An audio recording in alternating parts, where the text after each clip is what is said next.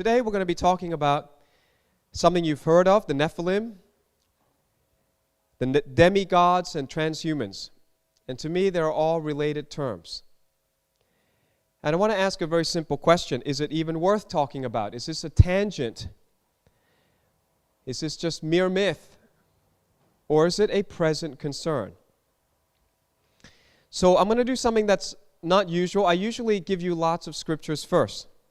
I'm not going to do that. I'll just show you a little bit, but then we're going to get to things that I think will stir some interest.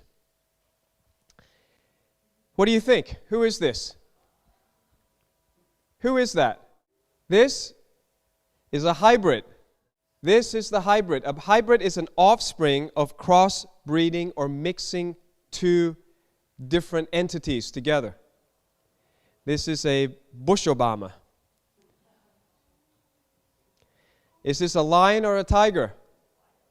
Yeah, it's a liger. It's called a hybrid. It's genetically mixing two different species, but they're in the same kind. So the Bible talks about this genetic manipulation. The first instance of genetic engineering is in Genesis chapter 6. The Bible has something to say about everything. But I'm telling you, I'm not even going to get deep into it. I'm just going to touch on it, and we'll go through some of the examples. Genesis 6, chapter 6, verse 1. Now it came to pass when men began to multiply on the face of the earth, and daughters were born to them, that sons of God, that's a term that means the direct creation of God, angels in this case, saw the daughters of men, and that they were beautiful, and they took wives for themselves of all whom they chose. Verse 4. And there were giants. Please say giants. Okay, this is not the offspring of natural, breeding of humans. The whole theory that it's the sons of Seth marrying evil women goes out the window because it does not produce giant offspring, and the word is Nephilim in the Hebrew. There were Nephilim on the earth in those days and also afterwards, so two periods of time. Before, in those days, Noah's days, and then afterward, when the sons of God came in to the daughters of men and they bore children to them, those were the mighty men who were of old, men of renown. In other words, it's a very bold claim in the Bible saying that something unique, strange happened, and the offspring, the hybrid that were produced, they're famous. You know about them, is what the Bible's saying, right? So it's a pretty bold claim that everybody already knows about that. How do we interpret that? You just go to the New Testament and let the Bible be its own commentary. Jude chapter 1, verse 6 to 7 from the New English Translation. Jude, the half-brother of Jesus, says, you also know, again, it's like a given, they say, if I say, you know who won the election, that means you know the results. In fact, right now, we still don't know the results. But if I said, you know, that means it's been reported. True? I wouldn't say you know who won the election unless you knew. It's common knowledge. So Jude says, you know that the angels who did not keep within their proper domain but abandoned their own place of residence, he has kept in eternal chains in utter darkness, locked up for the judgment of the great day. Verse 7, so also Sodom and Gomorrah and the neighboring towns, since they indulged in sexual immorality and pursued unnatural desire in a way similar to these angels, are now displayed as an example of suffering the punishment of eternal fire. So he makes a comparison, all right, that the sins of Sodom and Gomorrah are very much like the sins that the angels committed ages ago. Is it clear then that the sons of God who went into the daughters of men were the fallen angels? If it's not clear, you go to Jewish tradition, Enoch, the book of Enoch, which seems to be endorsed by Jude himself. He quotes it. And it used to be in the canon of Scripture, and I think in the Ethiopian version, either the Coptic or the Ethiopian, they still keep the book of Enoch in the Bible. So Enoch chapter 12, verse 4 and 5. Enoch, thou scribe of righteousness, go declare to the watchers of the heaven, who have left the high heaven, the holy eternal place, and have defiled themselves with women, and have done as the children of earth do, and have taken unto themselves wives. Ye have wrought great destruction on the earth, and ye shall have no peace nor forgiveness of sin. That was the reaction from God. There's no forgiveness for this. You're going straight to the Abuso or Tartarus. And Daniel talks about these watchers. Daniel chapter 4, verse 17, the matter is by the decree of the watchers. So the watchers are the holy angels that came down, and they were the watchers over people. They watched over people. But Enoch says that 200 of them decided to rebel and create this genetic hybrid called the Nephilim. And Enoch goes on about it. Enoch chapter 15, verses 2 to 4. You can read all that yourselves. All right. So are they a tangent? Are they tangent or are they central to our life? In case you don't know, tangent is a geometry term. Here's a circle. There's the center of a circle, and the tangent is, any line that just touches it. It's not quite in the circle. It's certainly not center of the circle. It's just tangent.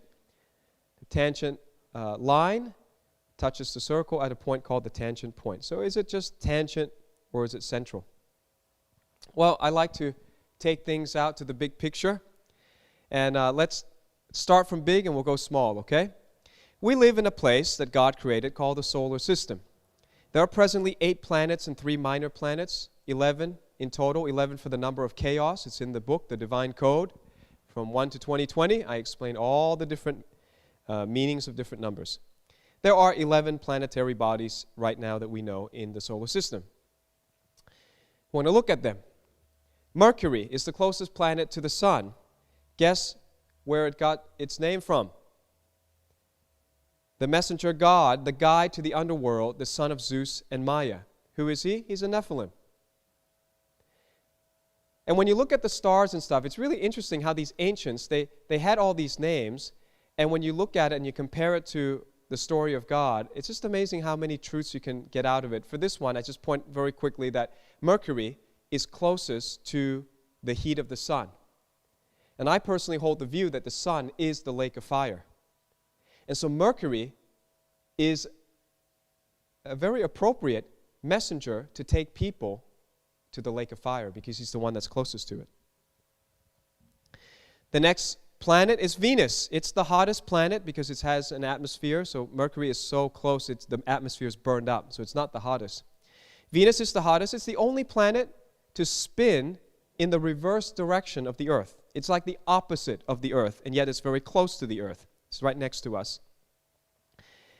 Gets its name from the goddess of love, Venus. Who is she? Nephilim. And she's the subject of many pieces of artwork, like this one that you may have seen. So very appropriate. She's like the Earth, but she spins in the opposite direction of the Earth. It's like, man and women, often opposite. The Earth is the only planet that is not named after a Nephilim in our solar system. There's no consensus on how did we get the name the Earth, but I have a proposal. It sounds a lot like the Hebrew word Eretz.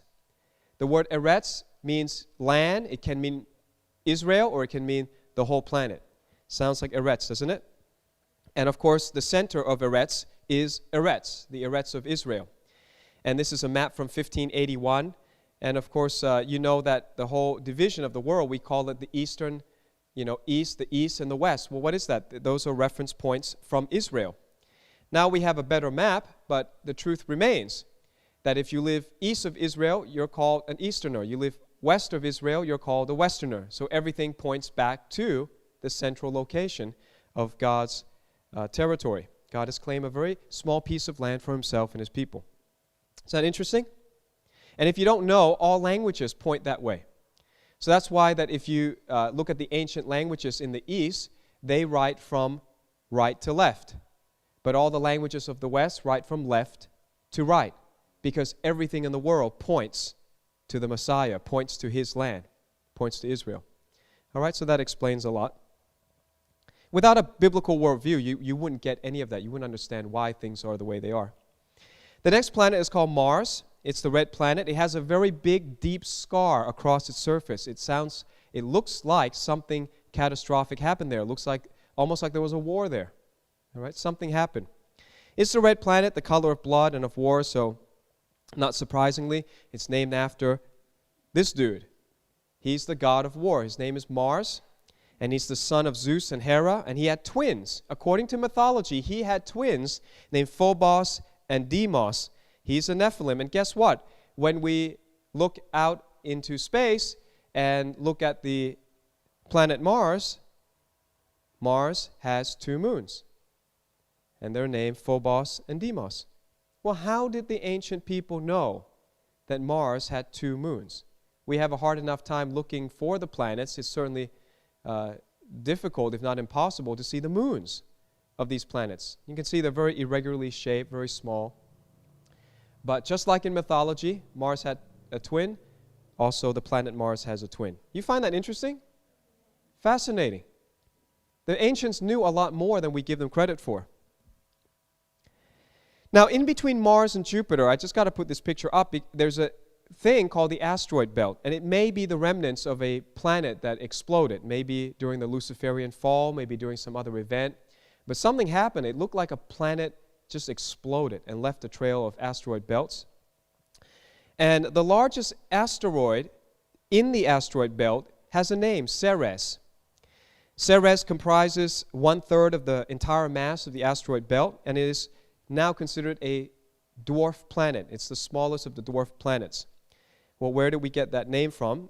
By the way, that's what it looks like compared to the Earth and the Moon. It's about that size.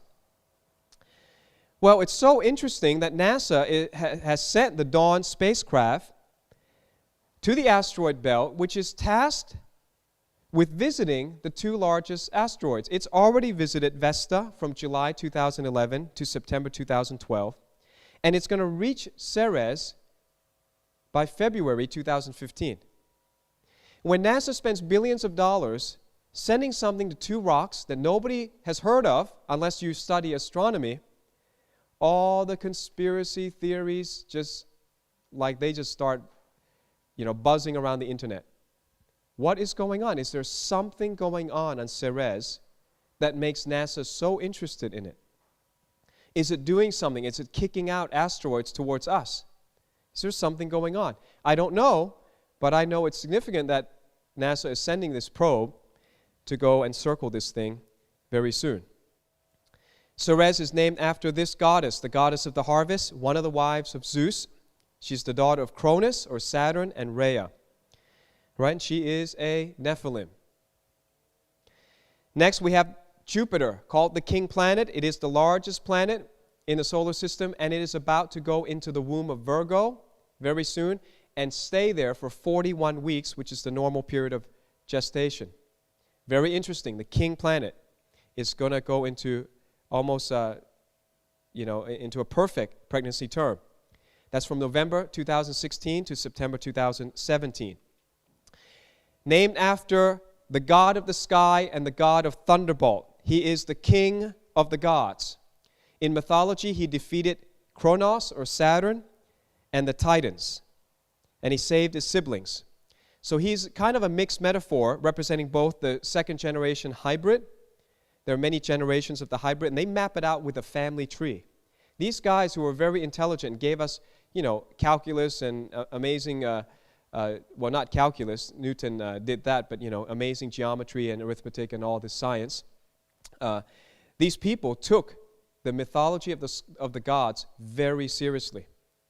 And their gods were not gods like we think of. Not a God that lives forever and, is impervious to pain and destruction, but these gods were jealous, they fought each other, they betrayed each other, they killed each other, and it's very much like the mythology of the Hindus. So something was going on the earth around that time, around the same time, where all these very intelligent civilizations recorded the same stories. So Jupiter is the main guy, and he also represents not only the hybrid, but he also represents the Son of God. The Son of God, because he defeats Saturn. Saturn sounds just like Satan, doesn't it? And so does Titan. All right, Saturn is a very beautiful planet, but its number tells us something ominous. It is the 6th planet. And 6 is not a good number. 6 is not a good number. 666, bad. You don't have to know much of the Bible. Hey, that's bad. Well, what is so bad about Saturn? He's a bad boy. There is a mysterious six-sided hexagon on its north pole. The hexagon is a symbol of the devil. 6 is a symbol of the devil. Something really is strange about this planet because a hexagon is not a naturally occurring shape in nature, and yet the 6 well-defined sides maintain shape even while rotating. Nobody can explain this, other than if we have a biblical worldview and we understand that the 6th planet represents Satan. Saturn sounds like Satan, represents him, and in fact his name comes from the betrayer of Uranus, Saturn. In other words, Satan, all right? The one who betrayed God. Uranus is the 7th planet. How about that? If you don't know anything about Uranus, you think 7's a good number? Yeah, number that God claims for himself. Uranus has some unique things. It's the first planet to be discovered because all the other planets I've mentioned before, they could see since ancient times. So it's the first one to be discovered in 1781 by William Herschel. I think that's interesting. It's kind of like God has hidden himself, waiting for those who are advanced, those who are intelligent, to discover him. It's a great metaphor, and he happens to be the 7th one. Nothing is by accident. Everything in this universe is a play, is a theater that represents God, that points back to his Son, Jesus Christ. It's the only planet that rolls instead of spins. Most planets go around the sun like a spinning top. But this cool dude rolls. And the rings are in a different, it's perpendicular to its orbital plane and the orbital plane of most other planets. It has no visible storm. It's made of water and ice, but has no visible storms. Certainly, they believe that, there's wind and things going on there, but it's a featureless planet. Named after Uranus, who is the father of Saturn, and in Greek mythology, the first ruler of the universe. So I believe that is the Greeks' way of calling Jehovah God, the Creator God. They gave him the name Uranus. Next to him is Neptune. Earth is obviously not anywhere near Neptune, but that's a size comparison. It's the 8th and the last planet that we have right now. 8th and last planet. This was seen by Galileo in 1612, but he didn't think it was a planet. Again, I don't know if I got the name mixed up here. You have to look it up, but this was discovered here, according to this, in 1781. Although it's similar to Uranus, Neptune's atmosphere is notable for its active and visible weather patterns, most notably its great dark spot. And you see there's a storm in the middle of Neptune, similar to the great red spot on the planet Jupiter. And where does it get its name from? The god Neptune, or Poseidon. That's the god of the oceans. Who is he? He's a Nephilim. Then we have Pluto, who used to be a planet, but because we found out he's only 20% of the Earth's diameter and only 0.2% of Earth's mass, he's in fact smaller than our moon, and yet he has his own moon named Charon. It was discovered in 1930, and Pluto is Hades. Hades means hell. It was demoted to a dwarf planet on August 24th, 2006. And I say to that, hallelujah. Hell got demoted in modern times. It is actually not a planet, but a binary system. They now call it a dwarf double planet. So if you could be on the surface of Pluto, this is probably what the sun looks like from Pluto, a very small, tiny speck. And its moon would be quite unusually large on the sky, in the sky. So, interesting. And it's named after this god, Pluto or Hades, the god of hell or the god of the underworld. Who is he? He's a Nephilim, or I would in fact call him straight out a demon. His moon is Charon. Who is he? He's the ferryman of Hades, carrying wicked souls across the river Styx to hell. Who is he? He's a Nephilim, or it can be said, he's a demon. Interesting thing, the spacecraft New Horizons is scheduled to fly by Pluto and Charon on the 14th of July, 2015, carrying an ounce of the cremated remains of Clyde Tombaugh, discoverer of the dwarf planet. The craft also contains a coin, a Florida state quarter, just as Greeks used to put a silver coin in the mouth of the dead. Because they believe that if you don't put a silver coin in the mouth of a dead person, then you haven't paid Charon for the ferry trip and the person won't make it across. So, do you think that Greek mythology is still influencing even supposedly smart people today? And I don't know what the fate of this guy is, because a resurrection is coming and an ounce of his body needs to be returned from the spacecraft New Horizons. Because everybody else dies and stays on this planet. You know what I mean? Our resurrected bodies is composed of some of the molecules that used to be in us. Well, metaphorically, or you could say, I would say metaphorically, I find it fascinating that man will arrive in hell in 2015. And that happens to be the end of the war tetrad from 2014 to 15 that we've been studying. At the same time that the moon and the sun announces that there's a war tetrad, 4 blood moons consecutively on God's feast, at the same time, man reaches a place that man named hell, Pluto. Does that put goosebumps all over you or not? That is some strange happening in our time. Then they found another planet, but they don't call it a planet because it doesn't qualify, but they say it's the most massive dwarf planet. It's bigger than Pluto. It's the 9th most massive body revolving around the sun. It was discovered in 2005. It has 1 moon named Dysnomia. Okay, so Eris is the name, the moon is Dysnomia. What does that mean? Eris is the goddess of strife or discordia. And Eris had a daughter named Dysnomia, which means lawlessness. So the last thing man discovers is strife and lawlessness at the edges of hell. You think that's a metaphor for what we're about to go into as a world? Amazing, isn't it? Obviously, Eris, Discordia, and Dysnomia are both Nephilim. All right, so let me summarize them for you. For those who like charts and tables more than pictures. The first planet is Mercury, gets its name from the Roman god Mercury. The Greek version is Hermes, god of the underworld, Nephilim. Venus is the Roman god Venus. The Greek version is Aphrodite, goddess of love, Nephilim. Earth probably gets its name from Eretz, the only one that is not named after a Nephilim. Mars is the Roman god Mars. Greek version is Ares, god of war, Nephilim. Jupiter, Roman version, Jupiter, Greek name Zeus, god of sky, god of the thunderbolt, Nephilim. Saturn, named after Roman Saturn or Greek Kronos. Kronos was in some recent sci-fi movie. Father of Zeus, and identity, I would say that's Satan himself. Uranus, it's the Roman name of a Greek god, Uranus.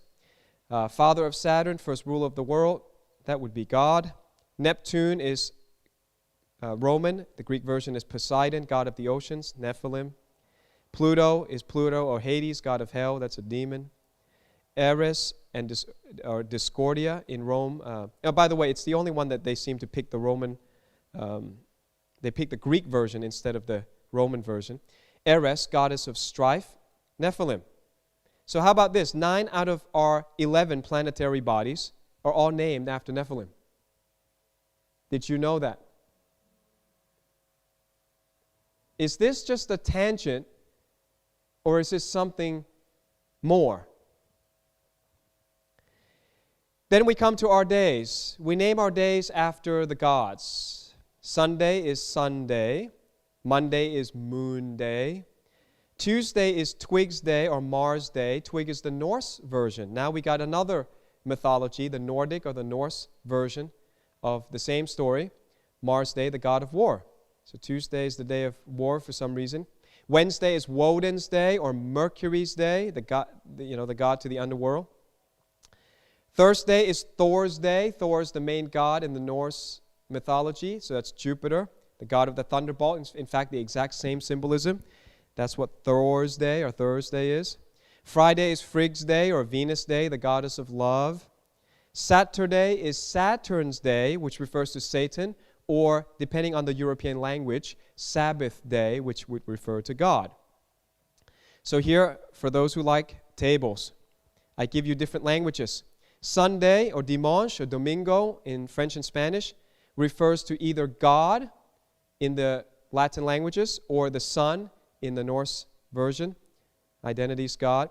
Monday, lundi in French, lunes in Spanish, refers to the moon. They all refer to the moon. That's a goddess. Tuesday is mardi or martes, which is definitely Mars, the god of war. That's a Nephilim. So we got a day named after a Nephilim.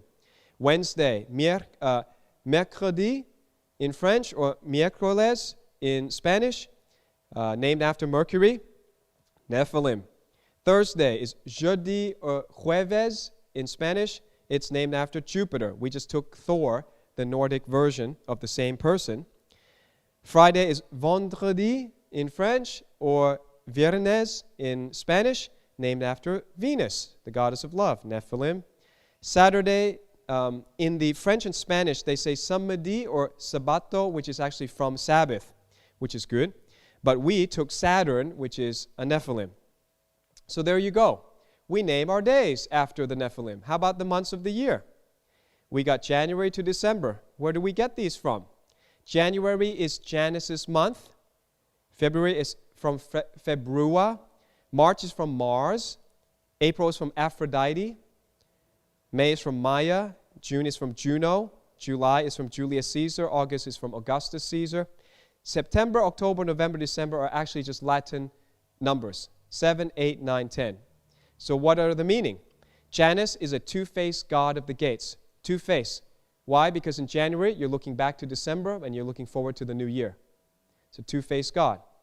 I learned that in high school English, by the way. Februa is a Roman festival of purification.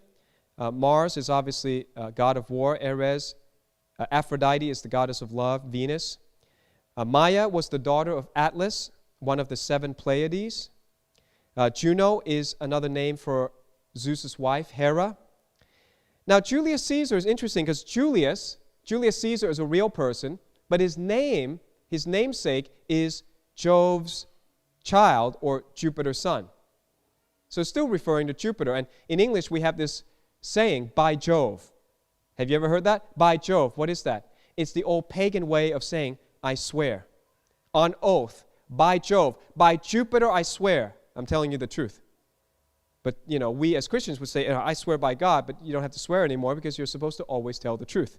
So Jesus says, don't even swear by the temple anymore, because you should let your yes be yes, your no be no. You should never lie anyway.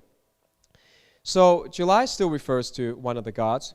August is Augustus Caesar. Augustus just means venerable, was a real person.